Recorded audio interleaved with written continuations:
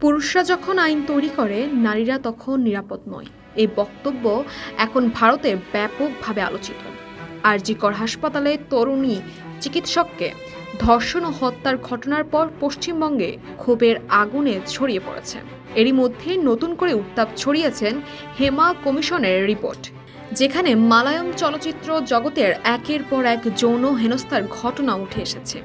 এই রিপোর্টার গোটা ভারতের বিনোদন প্রেমীদের নাড়া দিয়েছে। এরই পরে একের পর এক অভিনেত্রী যৌন হেনস্থার বিষয়ে নিজেদের অভিজ্ঞতা প্রকাশ করতে শুরু করেছেন। এবার এই প্রসঙ্গে মুখ খুলেন অভিনেত্রী রাইমা সেন।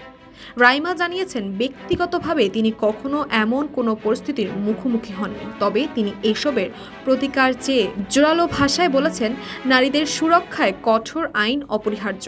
ভারতে #মিটু আন্দোলন হয়েছে বটে, কিন্তু তাতে কার্যকারী কোনো ফলাফল আসেনি। যৌন হয়রানির সর্বত্র হচ্ছে এবং নারীদের সুরক্ষা তখনই নিশ্চিত হবে যখন নারীরাই আইন প্রণয়ন করবে। তাসপিয়া তাবাসসুম, ই সময়, ঢাকা।